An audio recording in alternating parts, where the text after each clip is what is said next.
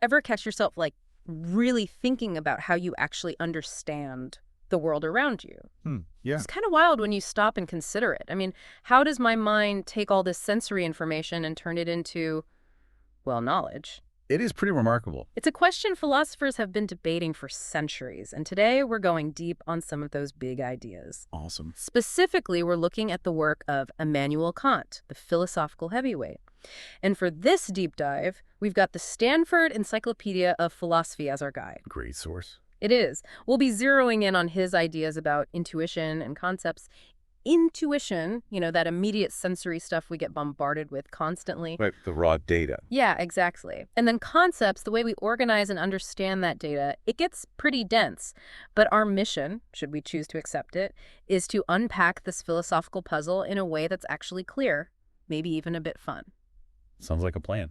And hopefully by the end, we'll all understand our own minds a little better. So Kant was really interested in this fundamental split in how we engage with the world. Yeah, he made this crucial distinction between what he called sensibility and intellect. Sensibility, our ability to take in information through our senses, basically how we're affected by the world around us. Right, like seeing, hearing, touching, all that. Then that gives us what he called intuitions. Those raw sensory impressions. Exactly. On the flip side, we have our intellect. Our ability to make sense of all that sensory data. Right, to process it, categorize it, and ultimately understand it. And that gives us, you guessed it, concepts. Concepts. So the real brain twister, and what we'll be exploring today, is how those two seemingly separate things, those raw intuitions and our conceptual understanding, work together to create our actual experience of reality. It's not just an abstract philosophical problem either. No, it gets right to the heart of how we know anything at all. How we acquire knowledge,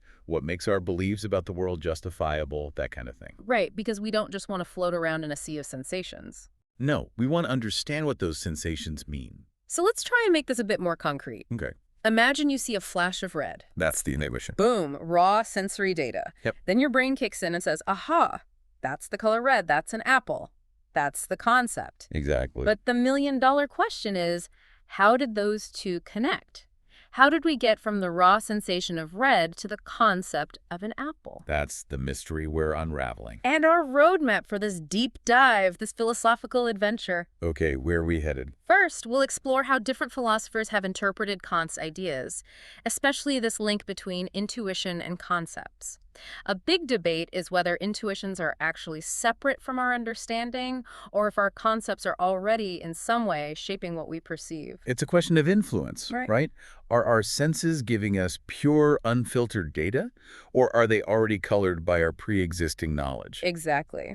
From there, we'll look at two main ways philosophers have framed this debate. First, the idea of conceptual content and intuition. Meaning, does the information we receive through our senses already have some kind of conceptual structure built into it? Right. And second, we'll look at whether our ability to even have intuitions, to have those sensory experiences, depends on our intellectual capacities. So do we need concepts to even see or hear in the first place? Exactly. Then we'll get into the really thorny issues, like how do these experiences actually justify what we believe? Right. How does seeing a red apple actually give me a reason to believe that apples can be red? And what about the minds of animals? They don't seem to have the same conceptual abilities we do. So what's going on in their minds when they perceive the world? Good question. And of course, we can't forget Kant's infamous transcendental deduction. Oh yeah, gotta tackle that beast. Which is, well, complicated, to say the least. It's a deep dive into the core of how we think and perceive. Let's jump in. Before we get too far down the rabbit hole, I think it's important to clarify what Kant actually meant by experience. Right, because he wasn't using it in the everyday sense. Exactly. He was talking about something much more specific and technical. When Kant talks about experience or Erfahrung in German, he's not just talking about, what happened to you on your way to work today. He's not talking about your feelings or memories or anything like that. Nope. He means something much more precise, more like objective, empirical knowledge. The kind of knowledge we can get from observation and scientific investigation. Exactly. He sometimes called this kind of knowledge Wissen to distinguish it from mere opinion or belief. So it's not just about having some subjective feeling or impression. It's about having a reliable, justifiable connection to something out there in the world. So how did Kant go about figuring out what makes that kind of knowledge possible? How did he analyze the mind to understand this process? Well, he started by identifying two fundamental capacities of the mind: Okay, what are they? receptivity and spontaneity. Receptivity, that's our ability to be affected by things, right? To receive information from the world or even from our own inner states. Exactly. It's passive in the sense that something acts on us to produce a representation. We're like a blank canvas and the world is painting on it. In a way, yeah. Then there's spontaneity. And that's the mind's ability to do its own thing. Exactly, to initiate its own activity without needing an external trigger. To be creative, to think for itself. Right, it's active, self-directed. So those are the two basic building blocks, receptivity and spontaneity. And from these, Kant derived three core cognitive faculties. Sensibility, understanding, and reason. And each of these plays a crucial role in how we come to know the world, right? Absolutely. Yeah. Sensibility is all about sensations and intuitions. It's our interface with the world. It's how we receive the raw data. Exactly. Then there's understanding, which handles concepts and judgments. It's how we organize and make sense of that data. It's where we start to apply categories and rules. Exactly. And finally, there's reason, which is responsible for higher-level thinking, like inference and logical deduction. So it's taking those concepts and judgments and seeing what follows from them. Right. It's about drawing conclusions, making connections, and ultimately building a coherent picture of reality. And this brings us to the real heart of the matter, the difference between intuition and concept. How did Kant define these two crucial elements of our cognitive architecture? He identified key characteristics of each. For Kant, intuition is marked by its immediacy or unmittelbarkeit. Meaning it's a direct connection to the object. Exactly. It's right here, right now, no middleman involved. And it's also particular or Einzelheit. Meaning it's always about a single specific instance. Okay, I think I'm getting this. So, for example, if I see this red apple right here in front of me, That's an intuition. it's a direct, immediate experience of this specific apple. Precisely. Concepts, on the other hand, are immediate, meaning they relate to objects indirectly. Okay, so there's a bit of distance there. Yes, they work through other representations, characteristics, or relations. And they're general or Allgemeinheit? Right, meaning they can apply to lots of different things, not just one specific instance. So the concept of apple applies to all apples. Right, not just the one you're holding, but all the apples out there in the world, past, present, and future. All the apples in the universe, even the ones we haven't discovered yet. Exactly. Now, at first glance, it might seem like this distinction is simply about how things feel to us. Like the raw, subjective feeling of seeing red versus the abstract idea of redness. And there are interpretations of Kant that lean that way, focusing on the phenomenological difference. The subjective feel of experience. Right. But it seems like Kant was aiming for something a bit deeper, a bit more fundamental than just how things feel. Oh, absolutely. Kant wasn't simply interested in describing our subjective experiences. Right. He was after the underlying structure of cognition. Exactly. He wanted to uncover the necessary conditions for any experience whatsoever, the fundamental rules that govern how our minds work. So he was less concerned with the content of our thoughts and more with the form, the structure that makes those thoughts possible. Precisely. He even hinted that consciousness itself, the very fact that something can be for a subject, might require some level of conceptualization. So it's not just about passive reception of information, but about an active process of organizing and structuring that information. Exactly. So both intuition and concept play a role in what Kant called cognition, right? That's right. What exactly did he mean by that term? Well, he used the term cognition, or Erkenntnis, in German, in a couple of ways.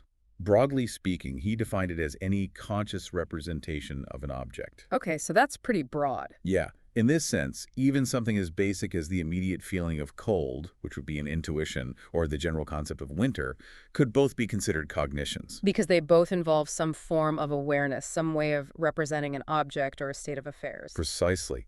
However, Kant also had a more specific notion of what he called proper cognition. Proper cognition, so there's a higher bar here. Right. And for humans, this involves a synthesis, a bringing together of concepts and the manifold of a given intuition. Okay, so it's not just having a concept floating around in your head or a random sensation. Nope. It's about actively connecting those two. And this proper cognition has to meet some specific criteria, right? It does. First, it has to be conscious. Second, it has to have what Kant called agreement with the object, meaning it's capable of being true. So it's not just a fantasy or a dream, it's something that can potentially line up with reality. Exactly. And third, the object it refers to must be really possible. Really possible. Yeah, Kant made this distinction between what's merely logically possible, like a square circle, which doesn't contradict itself but can't actually exist, and what's really possible. Meaning something that could actually exist in the world as we know it. Exactly. And to truly know an object, Kant famously said, we have to be able to show that it's really possible, either through experiencing it directly or through a priori reasoning. So we can't just have a random idea in our heads and call it knowledge. It has to connect to something that could actually exist. And how do intuition and concept fit into this proper cognition? Well, proper cognition can be pure, like when we combine our pure intuition of space with a geometrical concept to understand a triangle. Or it can be empirical, like when we combine the sensory input of seeing a furry creature with the concepts dog and brown. So pure cognition is about those fundamental structures of experience, like space and time, while empirical cognition is about our actual interactions with the world around us. Exactly. And Kant often equated this empirical cognition with what he called experience, or Erfahrung. But he also made important distinctions within this process of experience. Okay, break it down for me. First, you have the intuition, that raw sensory input. The flash of light, the feeling of heat, the sound of a bird singing. Right. Then you have perception, or Wahrnehmung, which is when we become consciously aware of this sensory input. So it's not just the raw data, it's our mind starting to make sense of it. Precisely. And this, Kant argued, already involves our imagination and some basic organizing principles he called categories. How do we? Yeah, think of them like mental filing systems that help us organize our perceptions. For example, the category of substance helps us perceive things as unified objects rather than just a collection of random sensations. Okay, so perception is where things start to get organized. What's the next step? Then you have full-blown experience, or Erfahrung, which involves a more sophisticated level of understanding. So we're not just passively receiving data anymore. No, we're actively connecting and interpreting our perceptions using more complex categories, especially those that relate things to each other. Like cause and effect, for example. Exactly. Okay, I'm following. So we have intuition, the raw data. Then perception, where our minds start to organize that data using basic categories. And finally, experience, where we bring in more complex understanding and start to see the connections and relationships between things. You got it. And because Kant's definition of experience already includes this conceptual synthesis, the real debate isn't about whether that involves concepts. It clearly does for Kant. Right. The more controversial question is whether perception, in his specific sense of becoming consciously aware of sensory input, or even the more fundamental intuition itself, inherently involves or depends on our concepts. That's where the real philosophical fireworks start. Right, because if even our basic perceptions are shaped by concepts, that has huge implications for how we understand the relationship between our minds and the world. It raises questions about the objectivity of our experience. And this is where the whole issue of animal consciousness gets really interesting, right? Precisely. Kant observed that animals seem to have conscious awareness. They can respond to their environment. They can distinguish between objects. They can even learn and solve problems. You're not just mindless robots. No, they clearly have some level of mental activity going on. But Kant also argued that animals lack intellect in the full human sense. Right. They don't have self-consciousness. They don't engage in abstract reasoning. And they don't seem to form concepts in the way that we do. So this creates a fascinating puzzle. It does. Can there be perception or even some form of intuition without these higher-level conceptual abilities? Because if animals can perceive the world without concepts in the human sense, then that challenges the idea that concepts are absolutely necessary for any kind of conscious experience. It does. And some argue that Kant's own remarks about animal minds suggest that they do have conscious sensory experiences, even if they don't have the same kind of conceptual understanding that we do. Which really throws a wrench into the whole debate about the relationship between intuition and concept. It certainly complicates things. Okay, so with all these nuances in mind, where does the current philosophical debate really focus its energy? What's the central question when it comes to intuition and concept? Well, considering all this, the primary focus of the contemporary debate has settled on the nature of intuition itself. Intuition, that direct, immediate connection to the world. Precisely. Because it's the most basic way our minds connect with objects, the question of whether Kant saw this as intrinsically linked to conceptual representation has huge implications. It shapes our whole understanding of perception and experience. Right. Plus, many modern philosophers see a connection between Kant's intuition and our everyday understanding of experience as that initial encounter with the world, that raw field of reality. So by focusing on intuition, we're getting to the very foundation of how we experience and understand the world. Exactly. With that focus in mind, we can now delve into the two main frameworks that philosophers use to make sense of the relationship between intuition and conceptual understanding. All right, let's jump into that first framework, the idea of conceptual content. What's the main point of contention here? This framework revolves around whether the very content of our intuitions, what they present to us, is itself conceptual in nature. So is the information we get from our senses already shaped by our concepts? Precisely. Are we seeing the world through concept-colored glasses, so to speak? That's the idea. In this framework, you have two main camps, the conceptualists and the non-conceptualists. Okay, tell me more about these two camps.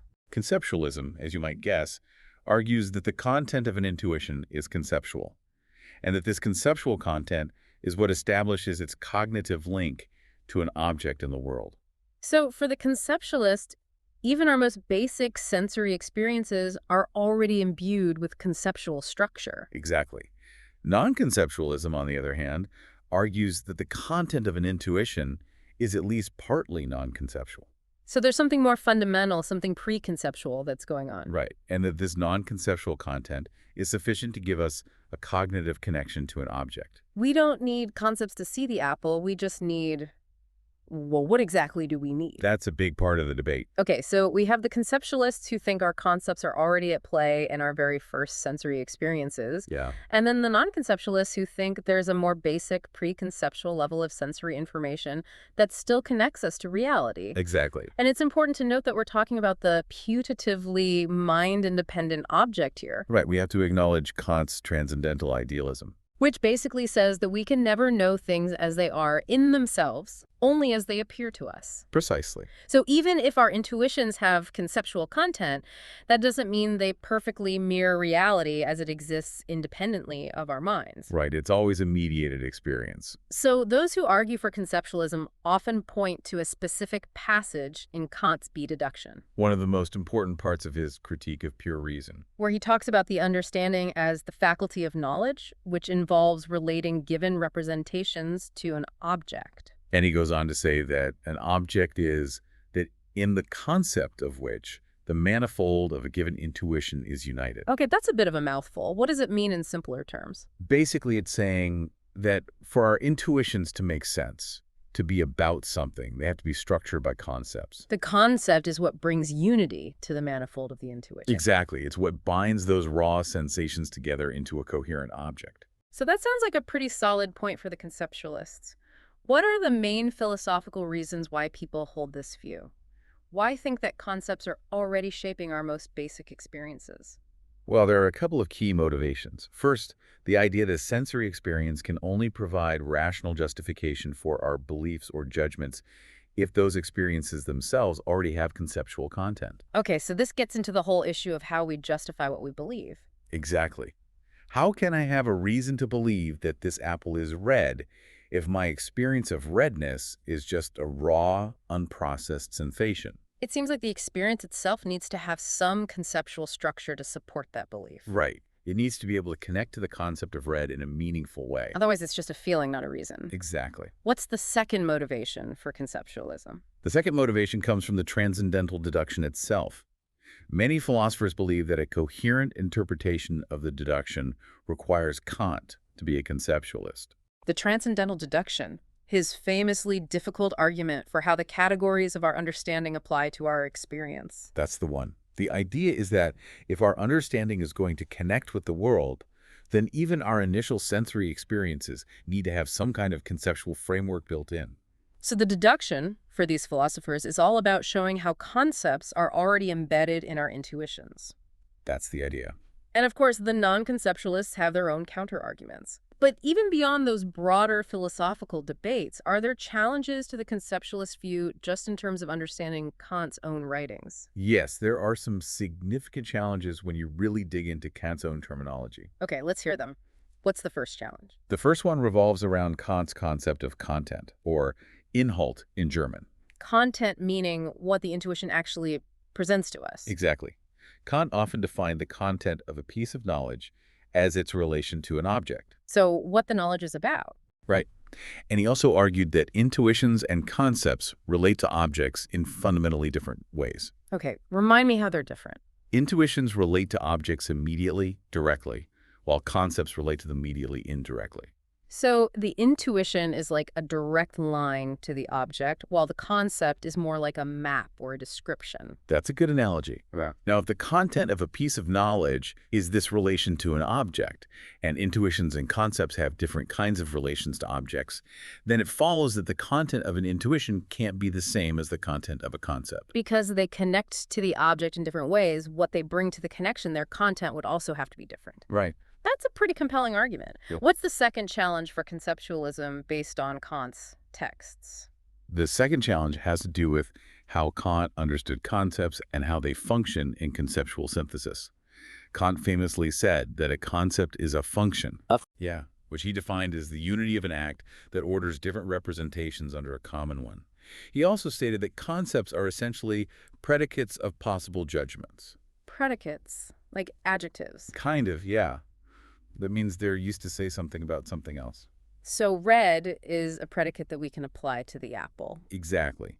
Now, this view of concepts as being fundamentally tied to judgment seems to clash with the idea that they could be providing the very first cognitive connection in an intuition, perhaps through some kind of conceptual synthesis acting on raw sensory input. Because judgment is a more complex mental activity, right? It is. It's about connecting concepts, making claims about the world, not necessarily about forming the initial link to an object through our senses. So the conceptualist needs to explain how concepts could be involved in intuition without reducing intuition to judgment. Exactly. There's a version of conceptualism called judgmentalism. Judgmentalism. Yeah, it proposes that an intuition requires a prior judgment by the subject. So before I can even see the apple, I have to make some kind of judgment about it. That's the idea. But this view faces a number of hurdles. First, judgment seems to involve predication, making a statement, while the kind of sensible synthesis Kant talks about often sounds more like our imagination forming an image. So there's a mismatch in the type of mental activity involved. Right. Plus, Kant himself explicitly denied that intuitions relate to objects through being judged or categorized under a concept. So he seems to be ruling out this judgmentalist approach directly. He is. Furthermore, it blurs the line Kant drew between intellectual synthesis, which is involved in forming judgments, and figurative synthesis, which is the work of our imagination on our senses. So it collapses two distinct mental processes into one. Right. And finally, it raises a tricky chicken and egg problem. If we need conceptual judgment for intuition, how do we even form our initial concepts in the first place? Because Kant suggests that even our most basic categories of understanding arise from reflecting on our experience. Exactly. Which seems to presuppose we're already having sensory intuitions. So it puts the cart before the horse, in a way. It does. Okay, so trying to squeeze concepts into the very content or initial formation of intuitions seems to create some real problems when you stick closely to Kant's own definitions and distinctions. What's the third textual challenge to conceptualism? The third challenge questions whether we can even project our modern philosophical notion of representational content onto Kant's concept of intuition. Representational content, what's that? It's the idea that a mental state has content because it has what are called correctness conditions. Meaning it can be evaluated as accurately representing a mind-independent reality? Right. It could be true or false. Okay, so it's the idea that our thoughts and experiences can actually be about the world in a way that can be assessed for accuracy. Precisely. Conceptualism often interprets the cognitive relation of intuition in these terms. Suggesting that the intuition's conceptual content is what allows it to represent the world correctly, to be true or false. Exactly. And this aligns with what's known as the content view in contemporary philosophy. The idea that our experiences give us information about the world because they have a content that can be true or false. Right. Now, while Kant certainly believed that judgments have content, in this sense they can be true or false statements about the world, It's not so clear whether he thought intuitions also had conceptual content that functioned in the same way. So just because judgments have representational content doesn't mean intuitions do. Exactly. Some philosophers have argued that we can't just assume Kant thought of intuition this way. For instance, Kant explicitly stated that illusions or hallucinations are not due to a misrepresentation by the intuition itself. So when we see something that isn't really there, the problem isn't with our senses, it's with our judgment about what we're seeing. Exactly. He located the error in the judgment about the object, not in the initial sensory experience. That's interesting. It suggests that the intuition itself isn't really making a claim about reality in the same way that a judgment does. Right. And this would be a peculiar position to take if he believed intuitions themselves had a conceptual content that could be wrong, that could misrepresent the world. So that does seem to weaken the argument that intuitions have this truth-evaluable representational content. What other reasons are there to doubt this content view when applied to Kant's idea of intuition? Well, another argument points to Kant's claim that having correctness conditions, that capacity to be true or false, requires combination or synthesis. The act of bringing together different representations. Right. And Kant explicitly said that synthesis is a function of the understanding, not something given directly in raw sensory intuition.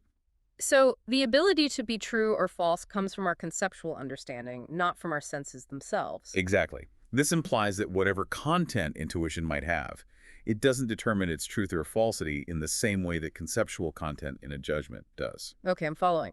What's the final argument against attributing this modern notion of content to Kant's intuitions? The final argument has to do with Kant's modal condition for knowledge. The need to prove that the object we're claiming to know is really possible. Right.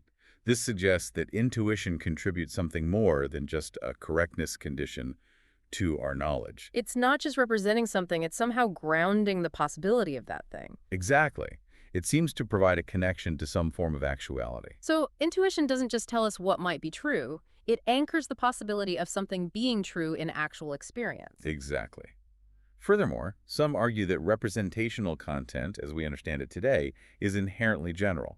It applies to many things, not just one. Right, which clashes with Kant's emphasis on intuition as always being about a particular individual thing. So the concept red applies to all red things, but my intuition of red is always about this specific shade of red, right here, right now. Precisely. And if we consider Kant's refutation of idealism, where he emphasizes our immediate consciousness of external things, it suggests a more direct link to the world than one that's solely mediated by conceptual representational content. So our senses are giving us more than just a bunch of propositions to evaluate. They are.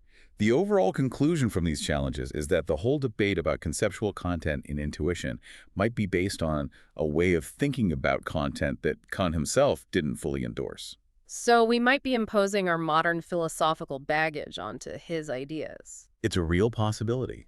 And this makes both some conceptualist and even some non-conceptualist interpretations potentially problematic. It highlights how crucial it is to really understand the specific vocabulary and framework of the philosopher we're dealing with. Absolutely. You can't just assume that your contemporary understanding of a term maps perfectly onto how a philosopher from a different era was using it. Right. So it seems like the conceptual content framework, while a popular way to discuss the relationship between intuition and concept, might not perfectly align with Kant's original ideas. It might not. So where does this second framework, the one focusing on dependence on the intellect, take us? This second framework shifts the focus away from the content of intuition. Okay, so we're not asking what information is already in the intuition anymore. Not exactly. Yeah. Instead, it examines the relationship between intuition and the intellect in terms of cognitive capacities and dependencies. So it's asking, what mental abilities do we need to have an intuition in the first place? Exactly. This approach sidesteps the difficulties of trying to force our modern notion of content onto Kant's system. It's taking a step back and looking at the bigger picture of how our minds work. Right. And this leads us to the distinction between intellectualism and sensibilism. Right. Precisely. Okay, break those down for me. Intellectualism argues that the generation of an intuition is at least partly dependent on the intellect. The intellect, meaning those higher cognitive functions like understanding, judgment, and reason. Exactly. Those functions that Kant often described as spontaneous or active. So, for the intellectualist, our senses aren't just passively receiving information, they're actively shaped by our understanding. Right. Sensibilism, on the other hand, sometimes called non-intellectualism, claims that at least some intuitions are generated independently of the intellect. So, for the sensibilist, there's a level of sensory experience that's preconceptual, that doesn't rely on our higher cognitive abilities. Exactly. Sensibilists would argue that even.